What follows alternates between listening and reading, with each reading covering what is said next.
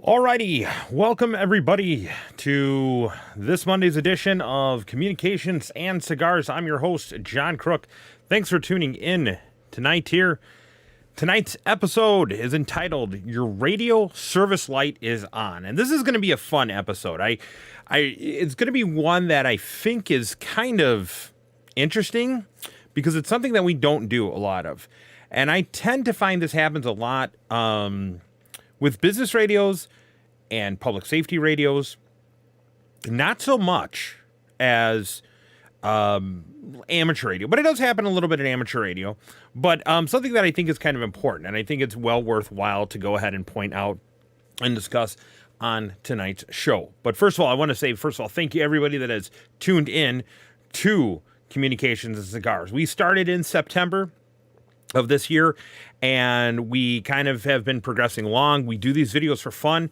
I was actually kind of psyched and excited to see. I'm just kind of checking some stats here, but it looks like we're almost up to 200 subscribers here. That's really great in the past couple months here. We haven't really been doing it that long. I do appreciate everybody that turns in. It really does mean a lot to me. And so yeah, so it's kind of one of those deals where it's kind of it's nice. I appreciate it. I appreciate it a lot here. So what are we going to talk about? Like I said, your radio service light is on, and it's kind of a little bit of a pun. It's a little bit of a kind of a funny kind of little thing on there. So first of all, I see a lot of people are popping up in the chat here. And to give you a note, we are doing some experimenting. We have a new segment tonight that I think is going to have a lot of people kind of laugh and joke about on there. But first, I want to go ahead, and I see a bunch of people popping into the chat there. So if you are watching it live, go ahead and take a look at the chat on this live YouTube stream here. And if you're watching it on the replay, you can always see that live replay chat pop up about 24 hours after the show takes place. So first of all, I want to go ahead and say thank Andy for checking in. Phil, W0RHP, thank you. Liberty Cave, good evening. WS7PB. KK6USY, Chuck, hey, how you doing there? T-Ray, KI5QYY, Amateur Radio on the Air. Bill Mungaven, I hope I pronounced that right, Bill. FEP Labs Radio, thank you for checking in. Chuck, KB8YIT. Ben Manley. And then let's see, I got a couple more that are popping up here. Paul Hopman, I believe it looks Hopman. I hope it said that correctly on there. And looks like the Smoking Ape. Good evening, Ape. And Evan Bark. Good evening to everybody that has jumped in there. Skeeter, last minute, K7TRD. So tonight, we know our topic, but it's communications and cigars. And a few people have actually said, hey, Bo just checked in there, W6ERR. But I've had a few people say, John, it's communications and cigars. You really haven't talked too much about cigars. Can you talk about cigars tonight? So this is not a product placement. I don't work for this company or anything like that, but I do have to show a nice little gift that my wife did give me. She already kind of did it there. Wow, you can see the reflection of all the monitors in the back. But this is the Sweet Jane cigars that I actually have been talking about. And they are made out of the Deadwood Tobacco Company. So Deadwood, South Dakota, where legends of denim and leather-clad riders descend for their annual celebration of life and freedom. Sweet Jane welcomes them with all her alluring aroma and easy smoking taste. This is one for the road well-traveled. So these are kind of like, you could almost say like maybe tiny petite Coronas that are in here, almost like a cigarros kind of on there. So this is what my wife did give me. She knows I like the Sweet Janes. They are backed by Drew Estates, if you're familiar with that. Drew Estates makes a lot of different cigars out there, and I'm kind of a fan of the Drew Estates, and I'm kind of a fan of the Macanudos. I do have a few others like the CAO brands on there. But yeah, so that was there. So, kind of to talk about it. Now, of course, It is northern Wisconsin or west central Wisconsin here. It is cold today, so I didn't even get a chance to go out and enjoy a cigar prior to the show even starting. It's right now I think it's about like maybe 5 degrees, and we're gonna get down to like a low of 2, but there's wind, so it's wind chill. So yeah, kind of one of those things where it's like, hey, yeah, not gonna really be stepping out too much in the near future to be able to go and do some cigars.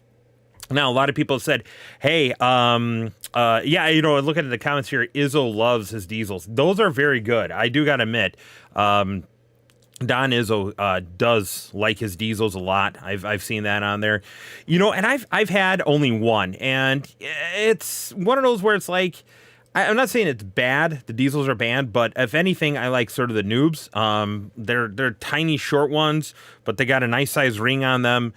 I really kind of enjoy those for ones that, per se, like, hey, let's say I'm on a call or something for EMS, or I'm something where I can't really sit back and enjoy a nice cigar with a nice adult liquid comedy beverage. Let's put it that way. But it's kind of nice that, those, I kind of do like them. They're nice flavor, nice to them. I may have to look at the diesels a little bit more. But yeah, that's kind of that on theirs. I have some more cigars that are coming up. I was told that I might be receiving a few more cigars from my loved one, the XYL, in case, hey, maybe when the weather gets better, we'll try to maybe move this out to the garage, or maybe we'll move it back out to the porch. We'll see what's going to go ahead and happen from there. So let's talk about... Well, first of all, let's go do one more. You have questions, comments for the shows, you have ideas. Hey, I would like to go ahead and see this as an option on the show or something like that. I'll go ahead and adjust it a little bit better so you can go ahead and see the email a little better. Email me at communications-cigars.com there. So communications-cigars at jjkcom.com. Once again, communications-cigars at jjkcom.com. If you have ideas for the show, things you want to talk about, things you want to see, don't be afraid to send me an email. We'll be more than happy to go and get the idea out there and take a look at it. And we actually do have, I think it's next week. We have next week's show is actually going to be a listener's suggestion, and I'll already tell you, and it's the many tones of signaling. So the many tones of signaling is what we're going to do.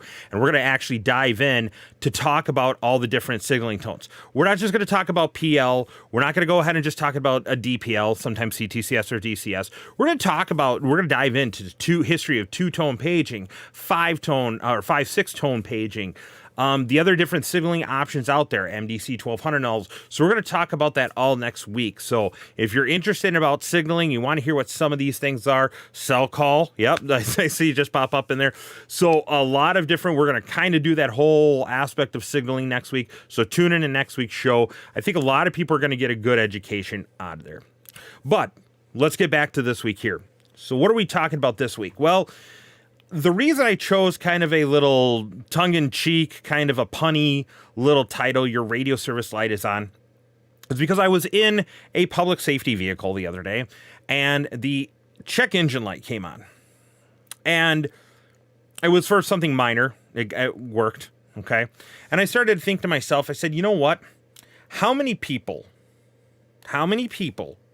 ignore the check engine light? Or even better yet, how many people do the 5-cent fix for the check engine light, as I was told it was called, versus the possible $500 fix for the check engine light? Now, what's the difference between a 5-cent fix and a $500 fix?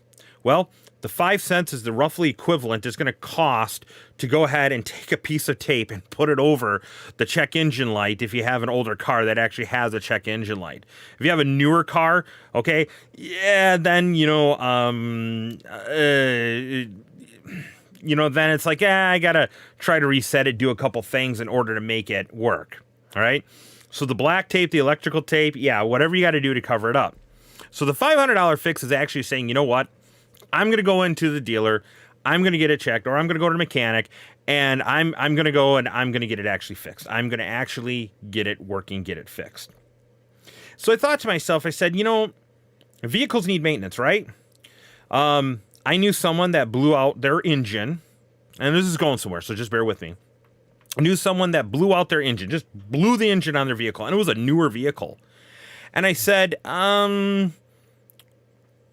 did you blow out your engine? And she, in a very calm voice and stuff like that, says, I guess I didn't know that you needed to change the oil. And I said, what? And she says, yeah, I didn't know I needed to change the oil. And I asked her, I said, okay, you got to explain to me. I'm not trying to be rude here. I'm not trying to be mean, but why did you think you didn't need to change the oil? And she actually went along and she told me in a straight face, she says, well, you know, the transmissions these days, they don't have transmission dipsticks in some of these newer cars. It's all a sealed case. So I thought I had to do that on there. And we said, but didn't you notice the oil stick that was in the engine? I mean, did you actually open up the hood, look at your engine? And she's like, yeah, when I started to hear it sounded like really a lot of knocking noise, I went and looked underneath the engine. So we were kind of not necessarily mean or nice. We were maybe sort of mean. And we joked around and she said she was looking for the oil dipstick, but unfortunately she only saw the 710 stick. So that's why she didn't think she needed to change the oil. All right, insert but here. But that made me thinking. And good evening, dude. Thanks for stopping in on our channel. So that made me think here. Okay, wait a minute. You know, we sometimes overlook or we sometimes take things for granted in our vehicles that the check engine light is going to come on and stuff like that. Or we may just completely ignore it. But we do this horribly when it comes to our actually radio maintenance. Alrighty? And that's where I thought tonight's a good episode for us to all start thinking about what I'm talking about and what I mean in that case. So here is a good example. How many people own a handheld radio greater than 5 years ago? How many people own a mobile radio greater than 5 years ago? The answer usually is a lot of people. A lot of people tend to do this. They tend to buy a radio, hold on to it for a while. But what has to happen is, like we need to take care of our cars, like we need to change the oil, alrighty? Like we need to change the spark plugs, like we need to change, the antifreeze, like we have to rotate the tires, we have to do things. You have to do those things with the radios, all right? And this really comes down to what in the public safety business, like the two-way radio technician world, we would call this PMing or preventative maintenancing. And that was one of the things that I would push so hard on people is preventative maintenance. Now, is it because I was trying to make money as a service? Is this and this? No, what it really boiled down to is the fact that radios, just like cars, take a beating. And they take a giant beating. And what ends up happening on there is we do things to radios that are like horror movies. Like, for an example, we'll grab the radio by the antenna. Oh, good God. Alrighty. You know what I mean? It's like, hey, okay, wait a minute. This is the one radio I grabbed, but it's like, you know what? SMA connectors. Coffee and Ham radios. Correct me if I'm wrong, guys. I think you guys did your show on, was that Sunday or Saturday? Saturday, I think it was. Saturday, you guys did your show on talking about different connectors. And one of the things they talked about is how, and, like over the ages, you start to see SMA connectors are becoming the greatest craze on handheld radios. Well, guess what? When we screw that antenna onto there, we're talking small threads are holding that antenna on there. But what do? We grab it by the antenna and we do this. We do this. Okay? What ends up happening? Well, that puts stress on the antennas. And what I tell people is when you're looking at antennas, regardless. Okay, thanks, Chuck. Yeah, it was their Saturday show. I'm trying to find my other radio over here, too. Oh, here, let me get my public safety radio. I don't see if it's going to work really that well. But you see the crack in the ring there? And the pin, kind of? Yeah, it's hard to see in there. But there's a crack in there. And you know what the reason the crack is for? Is because what was happening is that they were grabbing the antenna and they were using a little stubby antenna because that's what they wanted. They'd grab the stubby antenna and you'd pull it out of their holster by the antenna. They pull it up and out of their holster. And what happened was eventually that antenna snapped. That antenna broke in there. Then what ends up happening is it's like, oh, great. Now I got a crack not only in the antenna port on there, but the antenna itself. So now I have to go digging the antenna out. Alrighty. But now what I have to do is I have to see how much damage was there. And unfortunately, a piece of the kind of the antenna in there cracked. So I always tell people, your antenna, think of it like, if you want to associate radios to cars, think of the antennas are going to be your belts, your brakes, your hoses, okay? The wearable stuff that you can replace with relative ease, but then you can go and even upgrade them if you want to. So you can almost say they're like tires, right? Because if you don't want the stock antenna that comes with your radio, and I'm not just talking amateur, I'm talking anything, marine, public safety, business band, everything like that. It comes with a stock antenna. You could buy different antennas. You could buy smaller antennas. You could buy larger antennas. You can buy, you don't even have to buy an antenna. You could really buy like a dongle, for sake of a better term, that you can connect to a coax cable, which will grow out to a bigger antenna out there. So in a way, it's an antenna, but you're not directly connecting the antenna. You're using coax. So that's a key important thing in thinking of this, how we can actually maintain and take care of our radios. Now, the other part, I think that is horrible when people talk about this, and I will pull out my active, I'm going to knock stuff off my bench here. My bench is a mess here. But is these things here. All right, I'm going to tell you something, folks. The battery, the day you got it with your handheld radio, the day you bought your radio, that battery is not going to last forever, folks.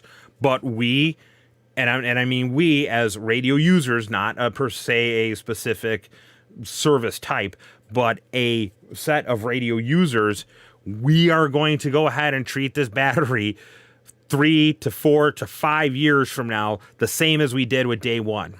And then what's going to happen is when this battery isn't working right or it's not holding a charge anymore, guess what we're going to do? We're probably going to get mad about it, saying, hey, why isn't this battery working? You know what?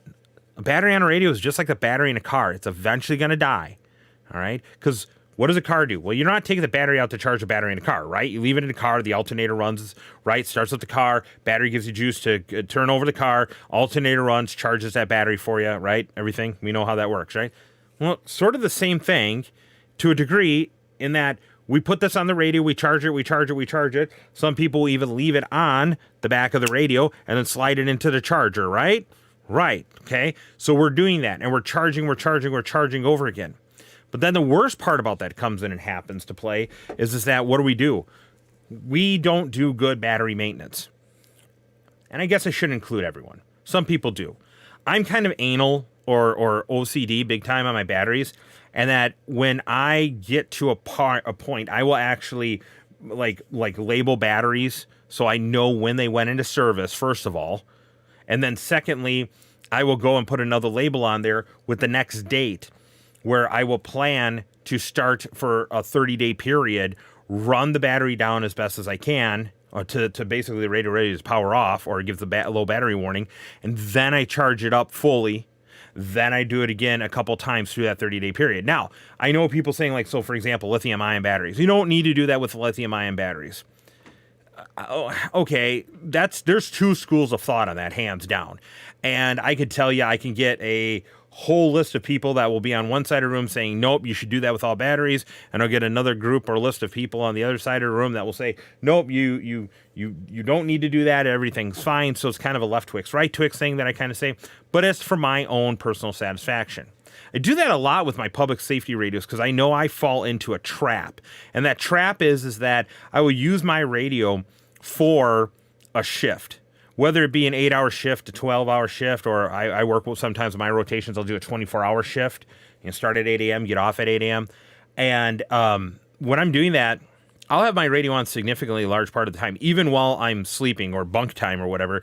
I will have the radio on next to me. If working a supervisor shift, I want to know where my squads are at, and if other departments get paged, or sometimes it's just interesting to be a nosy busybody, right?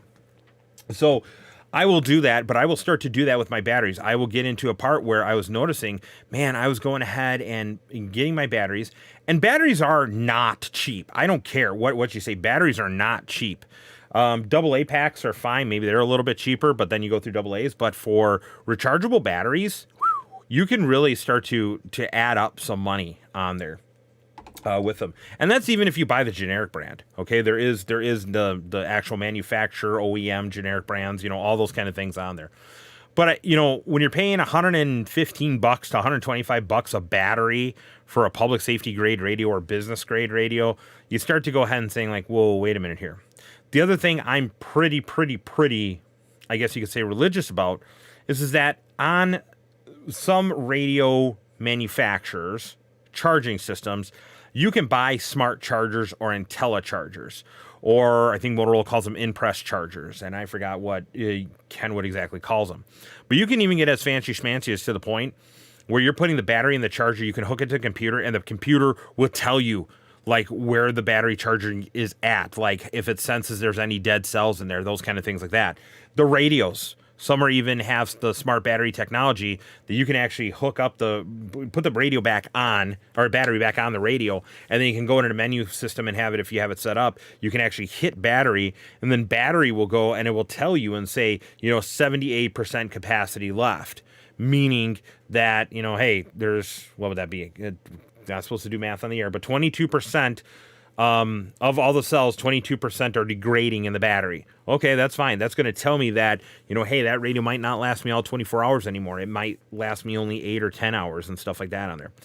And once again, people will say, well, if you're worried about that, then get a couple extra batteries. Okay, so I did get myself a couple extra batteries. But then you fall into the trap because it's like, okay, you put the radio on the battery and stuff like that. You come home, like, let it run down. Okay, I put the battery on the radio in the charger, and I'm just letting it sit there and stuff, and it's charging. I don't think about it. I take it off and everything. Well, meanwhile, the spare battery is over there. So I like to rotate batteries, but that's the dissertation on batteries. We're done with that. All right. Next part that kind of, your radio service light is on comes into play of dealing with speaker microphones or audio accessories. Now, I bring this up because this is extremely important. A lot of people like different style audio accessories. If you don't believe me, go to your local store, especially this time of the year, Christmas time. Go to your local Office Max or Walmart or Sam's Club or Costco or wherever, someplace that use two-way radios. You'll see people that actually have like the ear setups that are like the little ear, I call it the old Nokias. Nokias go in there and they got the little speaker mic that kind of looks like like a lemon head drop on there with the push to talk button, and the cord goes down there. Some will have the D style ring where they basically kind of like put it over the ear, and it's like the old headphones before we had in the ear headphones. They'll sit right on the ear there. I've seen people that actually have like a boom headset on there. Point of the matter is there's numerous different headsets or audio devices that are out there. Some even have speaker mics with little coil cords attached. The biggest thing you need to do about that is a couple things. One, remember that even if it's a two-prong, okay, whether it be the M style, the K style, I don't know if there was an I style out there, but that plug in and out of these devices, you need to be really careful because some have adopted a singular kind of plug on there. Some have the two-prong, or some, like a public safety grade radio, they don't even have a prong at all. They actually have a specific type of connector that is on there. Now, what ends up happening is that we treat our audio accessory ports like crap, folks. We do. And the reason I say we do is because people plug in and unplug when the radio is actually powered on. People will go ahead and don't realize that there's a lot of stress on those connectors that happen if you're pulling and the cord's tight and it's pulling actually on the radio. If you are in or using a business or public safety grade radio, hey, on these plugs here, there are sometimes 5 volts or 9 volts on one of these pins.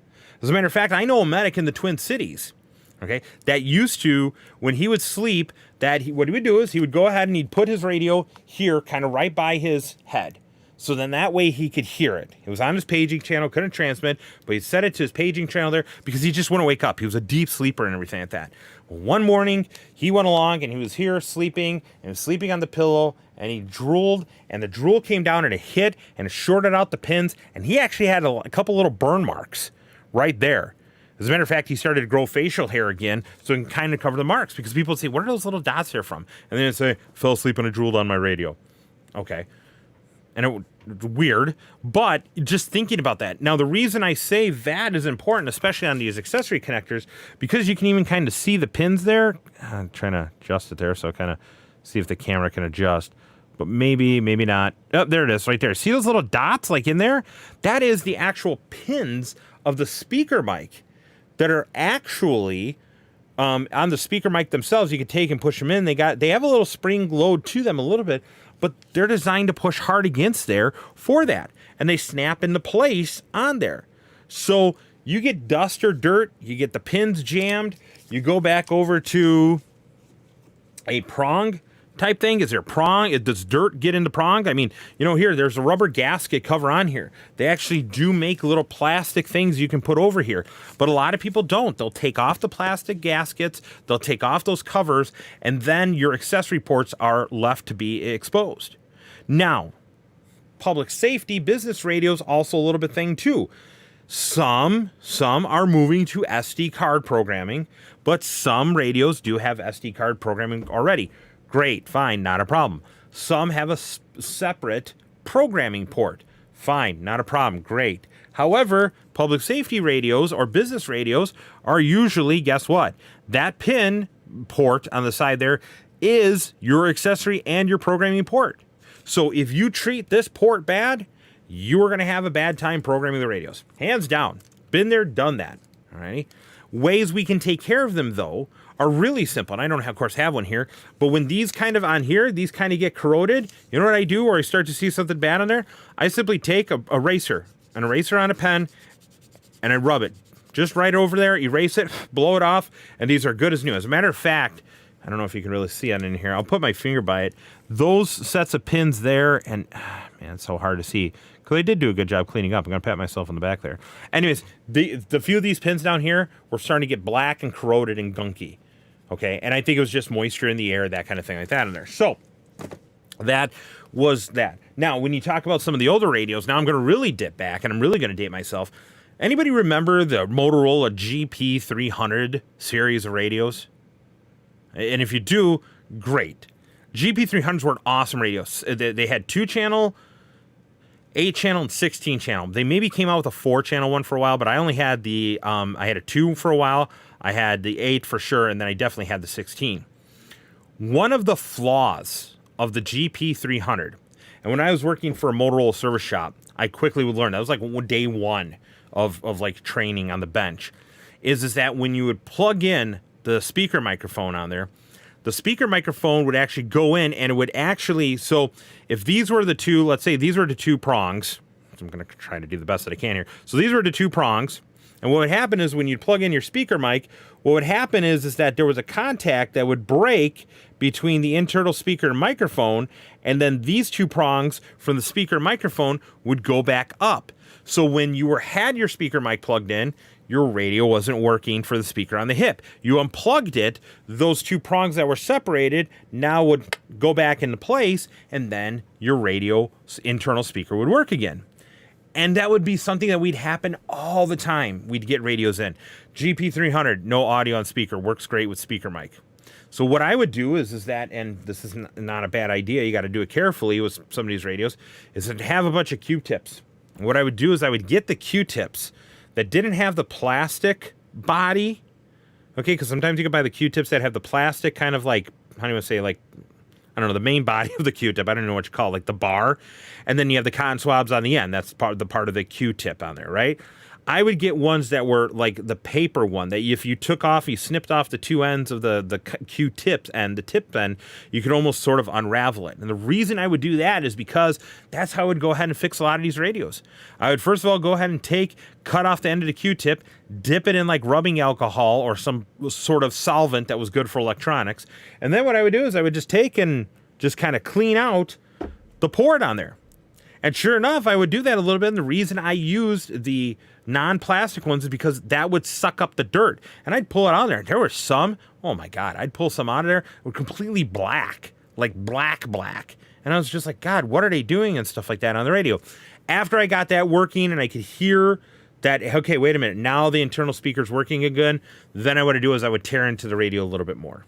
Then I would know what I'm looking for. So instead of tearing the whole radio apart, what's going on with this and this and this? Not that the GP300s were hard to take apart in any way, but it would help me narrow things down. And that was great to do that, because that's how some radios work. They have that contact break when you plug in an actual speaker mic on there. So that's the next thing, is the speaker mics. Now, the next part is going to be talking about the knobs and the tops of the radios. Alrighty, your displays and stuff like that on there. You know, when displays become damaged, when they become scratched, maybe it's just an OCD thing for me to a degree, but I hate that. I hate a scratched case. I hate a scratched face. Oh, I do. I really do. And I've had it where I've had radios that I've carried that were my own and stuff, and they would be scratched up or something like that. I would actually order a new case for the radios. But you do have to remember, as radios have become more and more complex, you know, we need displays in our radios. Alrighty, 1,000 channel radios, you know, 2,000 channel radios. Good God, I think you can even get like a 4,000 option now on some radios, or even an 8,000 channel option on the radios. I don't even know how you could fill that many channels. I mean, realistically, I have no idea how you can, but people do, and people want to. That's fine. But coming and taking care of maintenance of those kind of things, making sure your displays are clean, making sure your displays are working, making sure your buttons are working. And buttons are more important on here because, like on here, some of these things, the buttons can have different functions. You can have it as 1, 2, 3, and 4 for specific functions, or you can actually have it set up on there that they even allow you to do quick key presses. So like you can have one as a menu and an escape, and the other one could be like home channel 1, home channel 2, whatever. But nothing's going to fail and get you more upset than if you get gunk or stuff in the front of these radios and the buttons don't work, or they've taken a hard beating and then the board on the backside is the button is cracked. Now, what do I relate that to? Well, I relate that to kind of going ahead and taking your car to the car wash, all right?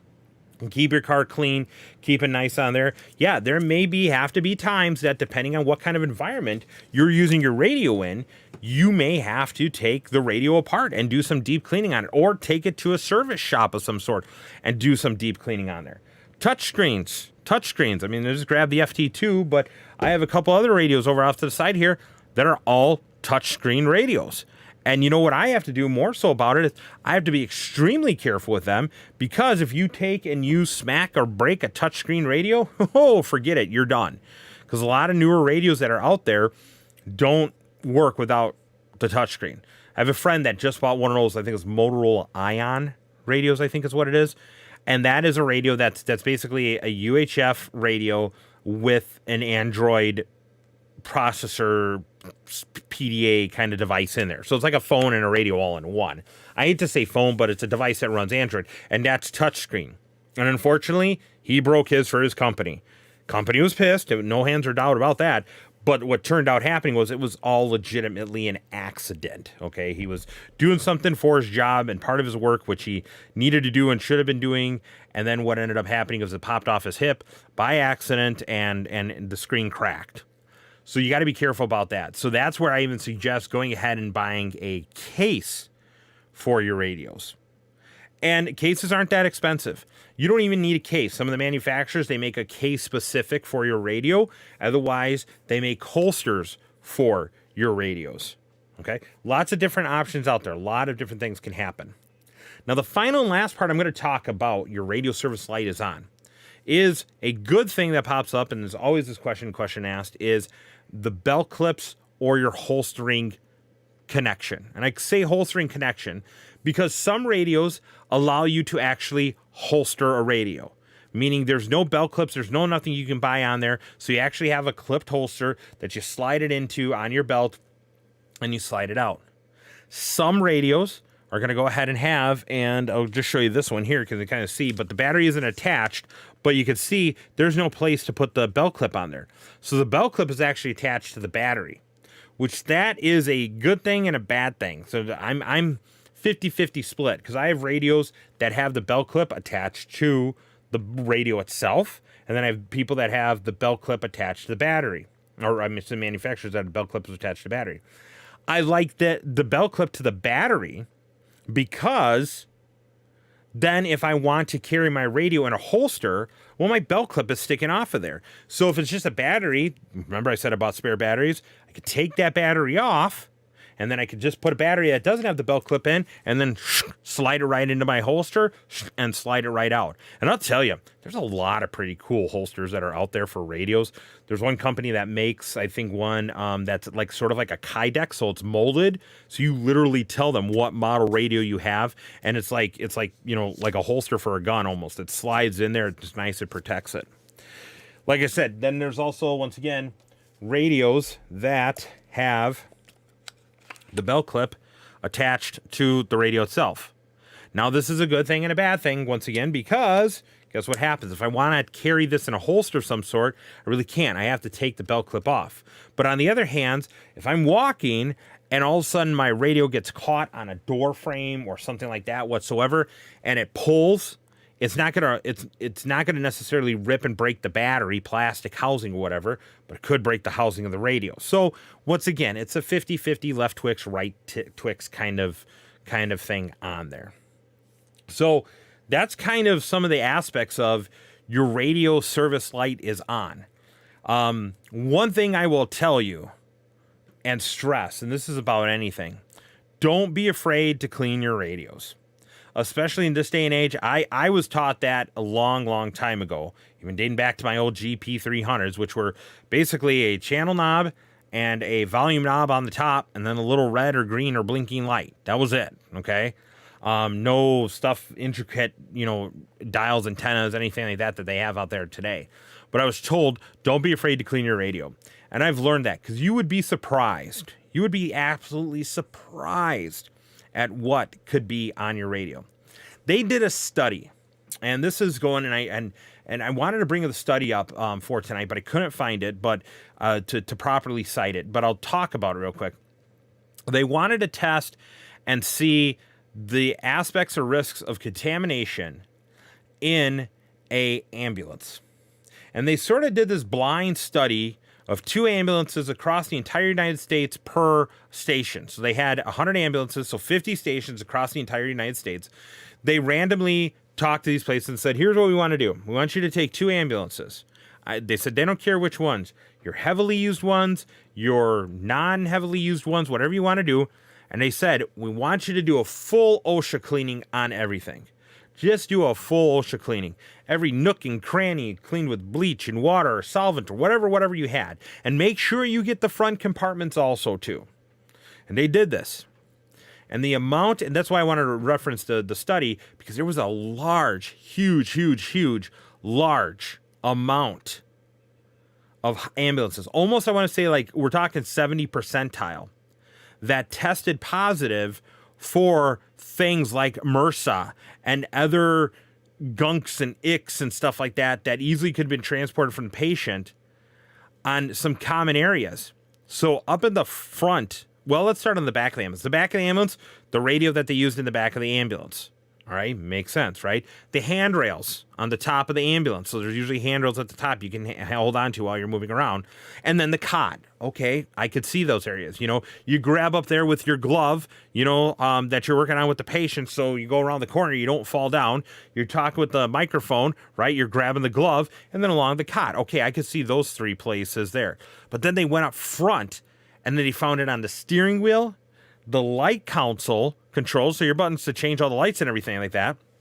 And then they found it on the microphone up front.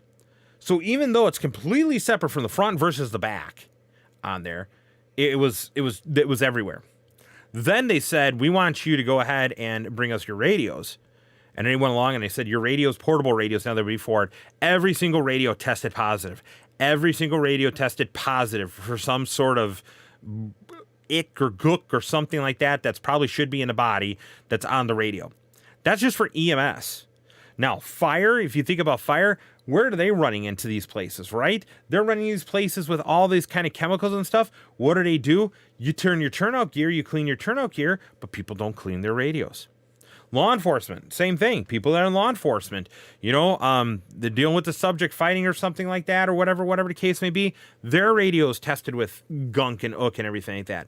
So don't be afraid to clean your radio, especially if you use them in harsh environments. And even if the radio sits for a while, I mean, it's just like your keyboard at home. I guarantee if you eat near your computer desk, after 6 months, just flip it over and bang it out and see what kind of gunk comes out there. Alrighty, here is the new segment of the show that I brought that I thought would kind of be funny, called, you know what really bends my antenna?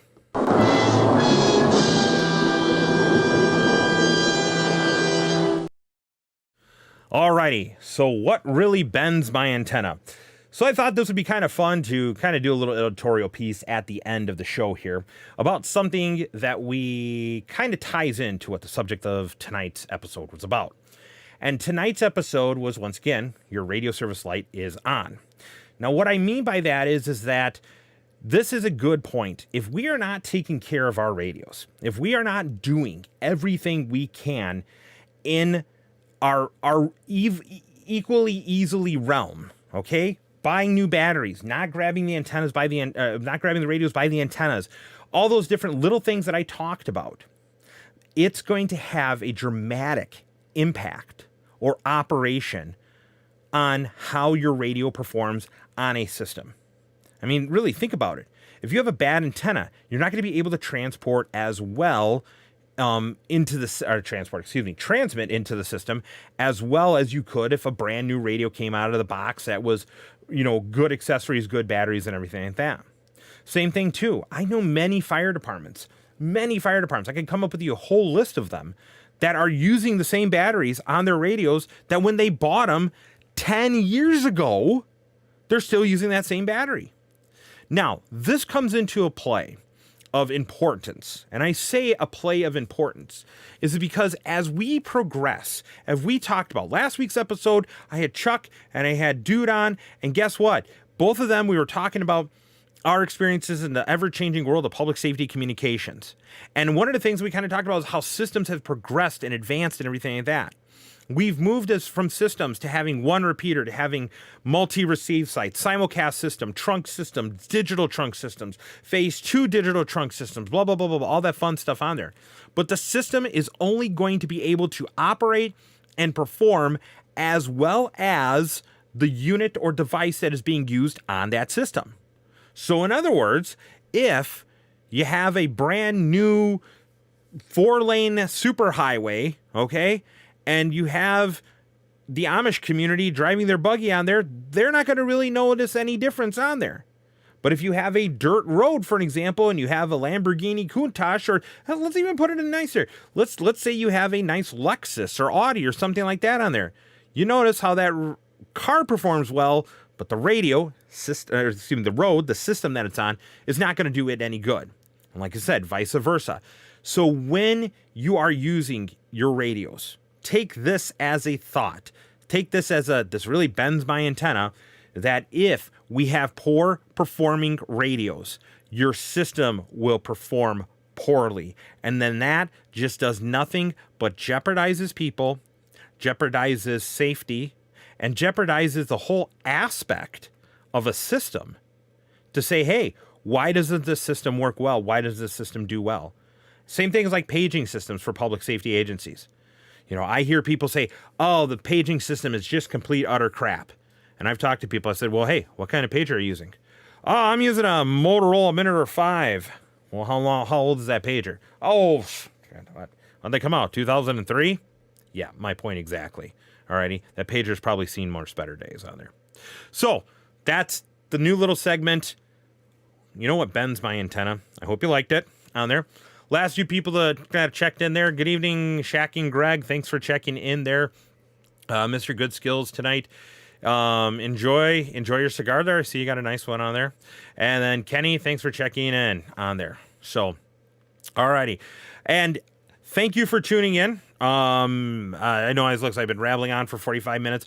I hope you enjoyed this episode. I want to personally, once again, thank Chuck and I want to thank Dude for coming on last week's episode. I had a really great time. like Dude said, and it hit us up. Let us know if you liked the episode. If you liked that episode and you want to see more of maybe another time where we get together and just talk about some public safety stuff, send me an email. We'll try to maybe schedule one out in the future. Once again, next week's show, I'm kind of excited about that. We're going to talk about signaling, all types of signaling on there. So it's a really, really, really good episode. I've been actually doing a lot of research over the last couple weeks for it, because I hear so many people, like now GMRS, I'm hearing a lot of people using MDC 1200s and GMRS. I see a lot of people that are starting to use more of like selective caller signaling. I actually do that now with my family. I actually have it set up that we have sort of like, it's not really MDC 1200. It's compatible, but it's the non Motorola. It's not a Motorola radio, so they have that version on there. But basically, how to signal and select call and do those kind of things on there. So, anyways, thanks for tuning in this week. We'll see you next week. Until then, let's say 73 to everybody. Stay safe, sit back, and enjoy your cigars if you have them.